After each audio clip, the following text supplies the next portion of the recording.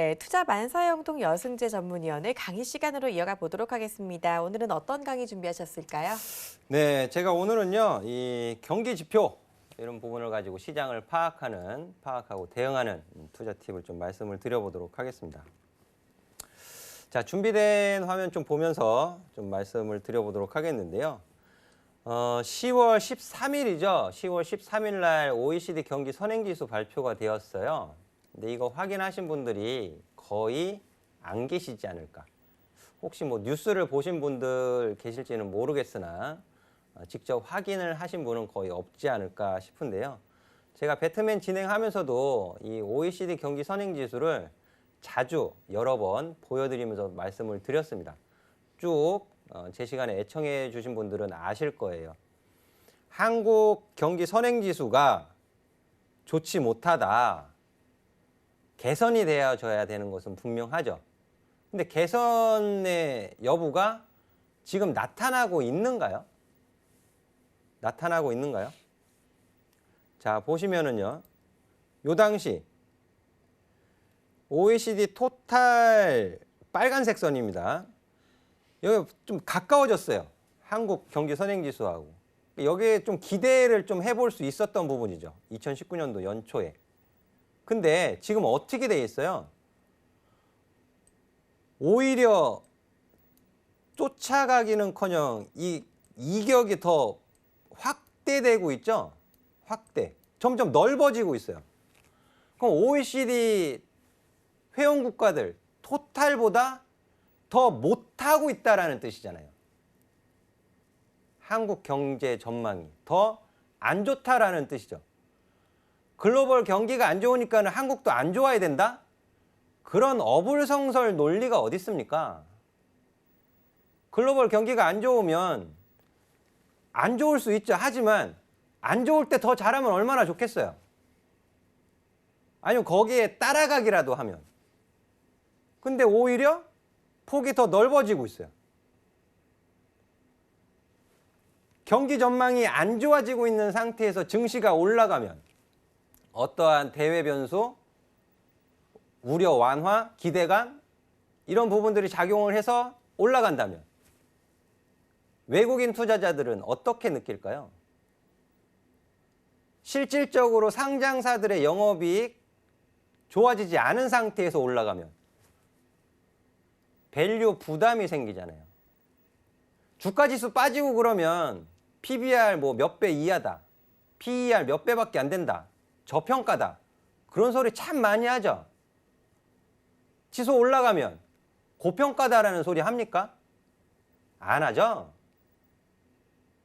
그렇게 봐서는 안 되는 거예요, 우리 투자자님들. 그걸 모르고 보니까는 맨날 당하잖아요. 그죠? 그래서 이 부분이 개선되는 것을 좀 확인하실 필요가 있다라고 좀 강조를 해서 말씀을 드리고 싶고 27개월, 무려 27개월째 하락을 하고 있습니다. 더 이상 나빠질 수 있을까 하는 정도로 지금 많이 내려와 있어요.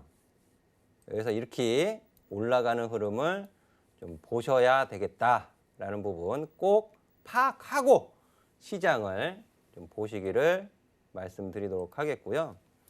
자, 그리고 이제 다음 이제 보시면 코스피 종합주가 지수예요. 자, 그러면 9월 달에 과매수 구간에 빠져 있었잖아요. 과매수 구간에 들어간 거죠, 9월 달에. 그리고 첫 음봉 나올 때 첫 조정이니까 조심하세요라고 제가 말씀을 드렸고요. 거기까지 다시 올라왔어요. 올라왔는데 제가 코스피 상장사들 영업이익 전망치가 어떻게 하향 조정되고 있다는 것도 예전에 제가 보여드렸습니다. 그럼 지금 오늘 이제 마감했으니까 아마 거래소에는 월요일 날 아마 뜰 거예요. 오늘 종가 기준 PER이 몇 배인지 뜰 겁니다. 어제까지 기준으로 뜬 건 어제까지 기준으로는 지금 올라와 있죠. 그럼 10월 17일 기준으로 코스피의 PER은 14.19배입니다. 코스피 200은 12.87, 대형주는 13.36, 코스닥은요 47.17이에요. 코스닥 150은 44.90이고 그러면 44, 47, 44 하는 코스닥의 PER을 정당화시키기 위해서는, 내리기 위해서는 뭐가 필요해요? 기업의 실적이 좋아져야 된다는 뜻이죠. 코스피도 마찬가지고요. 그러니까 3분기 어닝 시즌에 기업 실적들 어떻게 나오는지 보셔야겠어요? 안 보셔야겠어요? 남의 말만 들어서 되겠습니까? 그런 것들 확인하시라고 제가 보여드리는 거고요. 이 갭자리, 대외 변수 이슈에 의해서 갭으로 띄운 거예요. 이렇게 스몰 딜, 그리고 또 갭 상승한 거, 이번에 마지막 세 번째 갭자리는 오늘 메워버렸죠. 이 갭자리를 어떻게 메울 것이냐, 어떤 식으로 메울 것이냐, 그게 이제 다음 주 10월 달 또 중요해진 겁니다. 이런 부분들을 더 자세히 좀 알고 싶으신 분들은요, 채팅방으로 들어오시면 또 제가 설명을 좀 해드리도록 하겠고, 자, 이 부분은 5거래일 이번 주의 수급이에요. 코스피에서 5거래일 거래대금 보시면은요, 21조 3천억. 평소에 뭐 평소라고 말씀드리기는 그렇지만은 5거래일 동안 코스피 평균적으로 얼마 정도 거래대금 나오는지 아시나요? 25조, 없으면 24조, 좀 많으면 26조 이상 나왔거든요.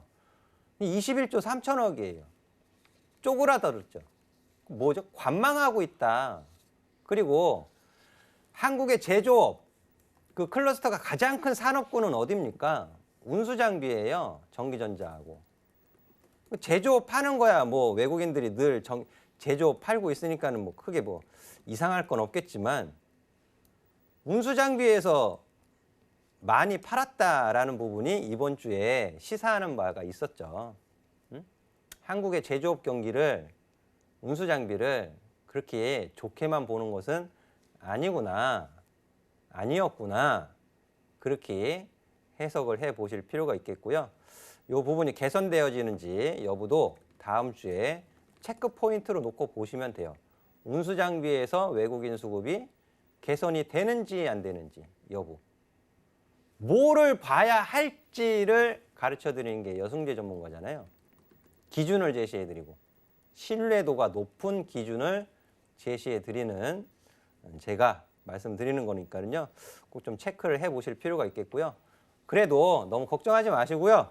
주말 편히 보내시고요. 다음 주 월요일 날 다시 뵙도록 하겠습니다.